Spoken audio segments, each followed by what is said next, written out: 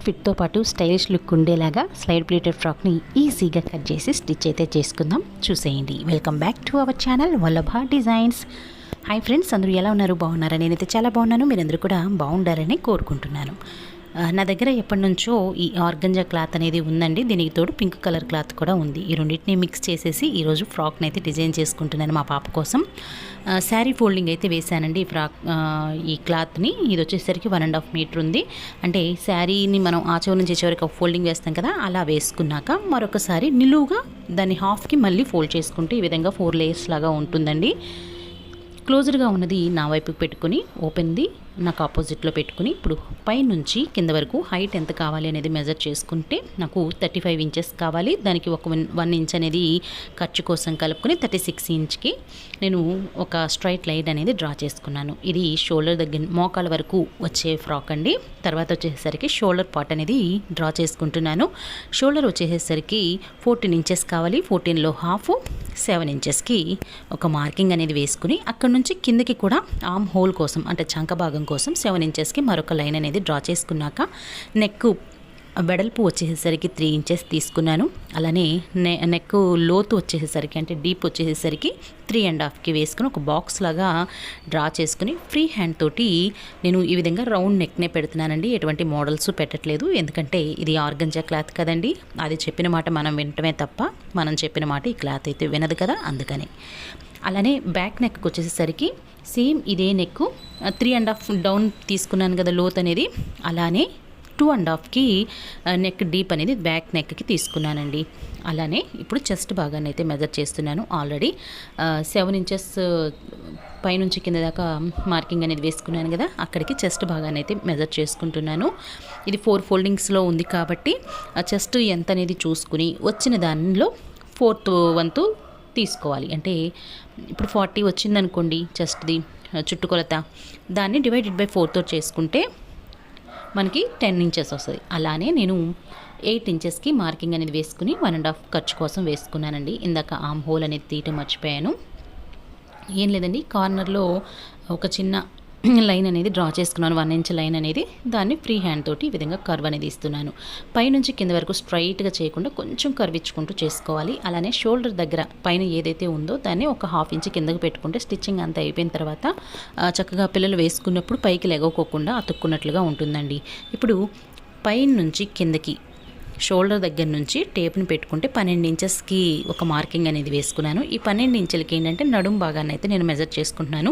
Same ఇందాక ఏ విధంగా అయితే 8 ఇంచెస్ 1.5 ప్లస్ చేశాను అలానే పెట్టుకున్నాను. మిడిల్ పార్ట్లో ఒక లైన్ అనేది కనిపిస్తుంది కదా, అది వచ్చేసరికి నడుంకి తీసుకున్నాను. నెక్స్ట్ హిప్కి వచ్చేసరికి 18 ఇంచెస్కి హిప్ లెంత్ అనేది తీసుకున్నానండి. హిప్కి వచ్చేసరికి చూస్తున్నారు కదా 9.5 తీసుకున్నాను. 1 ఇంచ్ ఖర్చు కోసం తీసుకుని పైన డ్రా చేసిన లైన్స్ని కింద హిప్ లైన్ తోటి ఇలా డ్రా చేసేసుకున్నాక వేలుతో చూపిస్తున్నాను చూడండి, ఈ విధంగా క్రాస్గా ఒక లైన్ అనేది డ్రా చేసుకోవాలి. దీనికి ఇంకా ఎటువంటి మెజర్మెంట్స్ ఏం అవసరం లేదండి, ఉన్న క్లాత్ మొత్తం కూడా మనం యూస్ చేసుకోవచ్చు. ఈ విధంగా డ్రా చేసుకున్నాక ఏం చేయాలి అంటే కింద 36 ఇంచెస్కి ఒక లైన్ అనేది డ్రా చేసుకున్నాను కదా, అక్కడ నుంచి పైకి టేప్ పెట్టుకుని 15 ఇంచెస్కి మరొక అడ్డంగా లైన్ అనేది డ్రా చేసుకోవాలి. ఇది ఎందుకు అంటే నేను 15 ఇంచెస్ దగ్గర నుంచి నేను సైడ్ ప్లీట్స్ అనేవి పెడుతున్నానండి. మీకు కొంచెం హైట్ ఇంకొంచెం పైకి కావాలి అనుకున్నా కూడా పెట్టుకోవచ్చు. ఎగ్జాక్ట్గా 15 పెట్టుకోవాలి అని ఏమీ లేదు, కొంచెం పైకైనా పెట్టుకోవచ్చండి. ఇది వచ్చేసరికి కరెక్ట్గా మోకాళ్ళ పైన నడుంకి కిందగా ఈ పాయింట్ అనేది మనకి ప్రిల్స్ అనేవి వస్తాయి.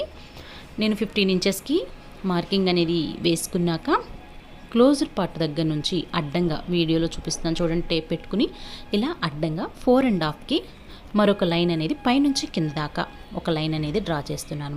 ఈ 4.5 అనేది కూడా 15 ఇంచెస్ దగ్గర నుంచి చూసుకోవాలండి. ఈ విధంగా మరొక లైన్ అనేది డ్రా చేసుకున్నాక పైన 15 ఇంచెస్ దగ్గర ఒక లైన్ చేశాను చూడండి, అక్కడ నుంచి ఫ్రీ హ్యాండ్తో నేను ఇప్పుడు చూస్తున్నారు కదా కర్వ్ అనేది ఇస్తున్నాను. ఇలా కర్వ్ ఇచ్చుకుని ఆ పార్ట్ని అయితే కట్ చేసేసుకోవాలి. చూస్తున్నారు కదా, ఇలా నెక్ దగ్గర చంక దగ్గర కర్వ్ ఇచ్చిన పాయింట్ ఇదంతా కూడా కట్ చేసుకుంటే మనకి షేప్ అనేది ఇలా ఉంటుంది. ఈ సైడ్ వచ్చిన ఇప్పుడు నేను తీస్తున్నాను చూడండి, క్లాత్స్ అయితే మనకి యూజ్ ఏమీ ఉండదు. మనకి కావాల్సింది బాడీ పార్ట్ కోసం ఇది. దీన్ని ఓపెన్ చేసి చూపిస్తాను. షేప్ ఏంటి ఇలా ఉంది ఏంటి అని అనుకోని అవసరం లేదండి. ప్రిల్స్ అవి పెట్టిన తర్వాత లుక్ అనేది చాలా బాగుంటుంది. సేమ్ ఇలానే లైనింగ్ క్లాత్ని కూడా తీసుకున్నానండి. క్రేప్ లైనింగ్ అయితే తీసుకున్నాను.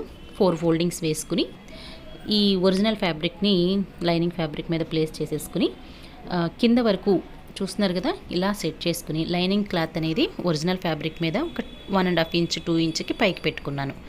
అలానే ఈ సైడ్ నేను కట్ చేసేసాను కదండి మెయిన్ ఫ్యాబ్రిక్కి.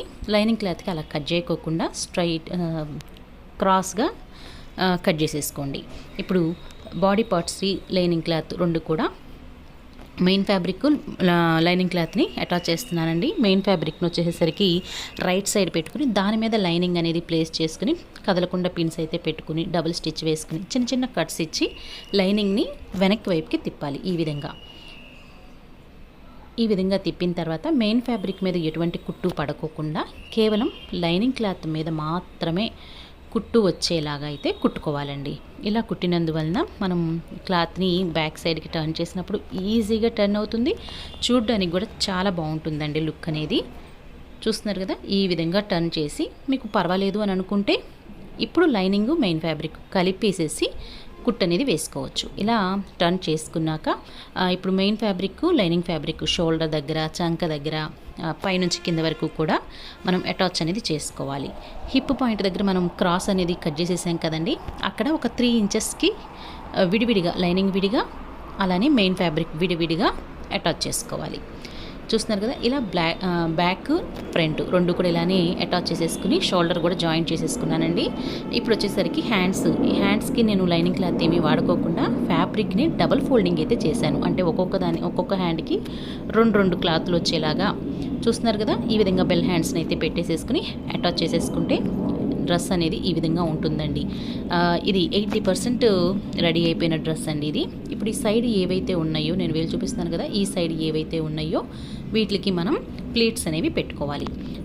ఫ్లోరల్ ప్రింట్ వచ్చింది కదండి బ్లాక్, దాని మీద కొంచెం పింక్ అనేది కూడా వచ్చింది కాబట్టి నా దగ్గర పింక్ క్లాత్ కూడా రెడీగా ఉంది. అందువల్ల నేను పింక్ క్లాత్ని అయితే తీసుకున్నాను. ఈ విధంగా క్లాత్ని అయితే ఇంత లెంత్ అనేం లేదండి, కొంచెం లెంత్ ఎక్కువ ఉంటే ప్రిల్స్ ఎక్కువ వస్తాయి అంతేనండి. ఈ విధంగా 4 లేయర్స్ లాగా పెట్టుకున్నాను. అంటే తీసుకున్న ఫ్యాబ్రిక్ని ఒక ఫోల్డ్ చేసేసుకుని 2 కదా, ఆ సైడు ఈ సైడు 2 వైపులకి కాబట్టి ఫోల్డ్ చేస్తే 4 లేయర్స్ వచ్చినాయి. ఇలా వచ్చిన తర్వాత ఆల్రెడీ బ్లాక్ క్లాత్ మీద మనం క్రాస్గా కర్వించుకుంటూ కట్ చేసేసి పక్కన పడేసాను కదా, ఇది అవసరం లేదని చెప్పాను కదండి. ఆ క్లాత్ని ఈ విధంగా పింక్ క్లాత్ మీద ప్లేస్ చేసేసుకుంటే ఆల్రెడీ మనం కర్వ్ అనేది తీసి కట్ చేసాం కాబట్టి ఇంకా సపరేట్గా మనం మార్కింగ్ అనేది వేసుకోకుండా వేలుతో చూపిస్తున్నట్లుగా ఈ విధంగా కర్వ్ అనేది కట్ చేసేసుకుని ఈ బ్లాక్ క్లాత్ మనకి ఇంకా అవసరం లేదండి, పక్కన పడేయటమేను. ఈ పింక్ క్లాత్ ఏదైతే ఉందో ఆ కర్వ్ ఇచ్చిన దగ్గర ఒక 3 ఇంచెస్ అట్లా వదిలిపెట్టి మిగతా క్లాత్ అంతా కూడా దగ్గరగా ప్రిల్స్ పెట్టుకుని నీట్గా ఐరన్ చేసుకుంటే బాగుంటుందండి. చూస్తున్నారు కదా, ఈ విధంగా ఇది మొత్తం ఒకవైపు కండి 2 తీసుకున్నాను కాబట్టి ఇది ఒకవైపుకి ఈ విధంగా ప్రిల్స్ పెట్టుకోవాలని మీకు చెప్తున్నానండి. దగ్గరగా పెట్టుకోండి. కొంచెం క్లాత్ అనేది ఎక్కువ తీసుకుంటే ప్రిల్స్ అనేవి నీట్గా ఇలా ప్రిల్స్ అనేవి రెడీ చేసుకున్నాక ఒక్కొక్క ప్రిల్ని సెట్ చేసుకుంటూ నీట్గా ఐరన్ చేసుకుంటే ఫినిషింగ్ అనేది నీట్గా ఉంటుందండి. నేను ఇలా చేయకుండా డ్రెస్ అంతా రెడీ అయిపోయిన తర్వాత ఐరన్ అనేది చేశాను. అందువల్ల కొంచెం టైం టేకింగ్ పట్టింది, అందులోనూ ఐరన్ చేయడం కూడా కొంచెం కష్టంగా అనిపించిందండి, అందుకే ముందుగానే చెప్తున్నాను. ఇలా ప్రిల్స్ రెడీ చేసుకున్నాం కదా, వీటిల్ని అయితే మనం పింక్ దానికి బ్లాక్ దానికి రెండింటికి కూడా కర్వ్ తీసాం కదా, ఆ కర్వ్ ప్లేస్ని సెట్ చేసుకుని చుట్టూతా కూడా అటాచ్ అనేది లెఫ్ట్ సైడ్ది రైట్ సైడ్ది రెండింటిని కూడా అటాచ్ చేసేసుకోవటమేనండి. కొంచెం కష్టంగా అనిపించవచ్చు ఇదేంటి ఎంత ప్రాసెస్ ఉంటుందా అని, కానీ చాలా నీట్ ఫినిషింగ్ అయితే వస్తుంది, అంత కష్టం కూడా కాదులేండి. చూస్తున్నారు కదా, ఈ విధంగా వచ్చింది. కింద వైపున మనం అంచు అనేది కుట్టుకోవాలి కదా, ఒక 6 ఇంచ్ లోపలికి అయితే ఫోల్డ్ చేసేసి చుట్టూతో కనుక కుట్టుకున్నాము అంటే డ్రెస్ అనేది రెడీ అయిపోతుందండి. ప్రిల్స్ అనేవి ఇదే హైట్లో కాదు, ఇంక కొంచెం పైకైనా పెట్టుకోవచ్చు.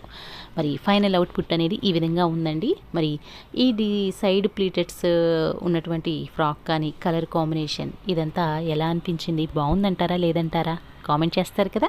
మరి ఈ వీడియో మీకు నచ్చితే చూసి అలా వెళ్ళిపోకుండా ఒక చిన్న లైక్ ఇచ్చి వెళ్తే ఈ వీడియో మరింత మందికి చేరువవడానికి అవకాశం ఉంటుందండి. మరి బ్యాక్ సైడ్ వచ్చేసరికి ఈ విధంగా కట్టుకోవడానికి డోరీస్ అనేవి కొంచెం కిందకే పెట్టి స్టిచ్ అనేది వేసానండి. మరి చూస్తున్నారు కదా, మీరు కూడా ఒకసారి ఈ ప్యాటర్న్లో మీ పిల్లలకి డ్రెస్ అనేది డిజైన్ చేసుకోండి. ఎవరైనా మొట్టమొదటిసారిగా మన వీడియోస్ని చూస్తూ ఉన్నట్లయితే ఛానల్లో ఉన్నటువంటి వీడియోస్ అన్నిటిని ఒకసారి చూడండి. మీకు నచ్చితేనే సబ్స్క్రైబ్ చేసుకుని నాకైతే సపోర్ట్ అయితే ఇవ్వండి. మరి ఈరోజుకి ఇది వీడియో అండి. రేపు మరొక చక్కటి వీడియోని మీ దాకా తెచ్చే ప్రయత్నంలో మీ వల్లభ డిజైన్స్. Thank you.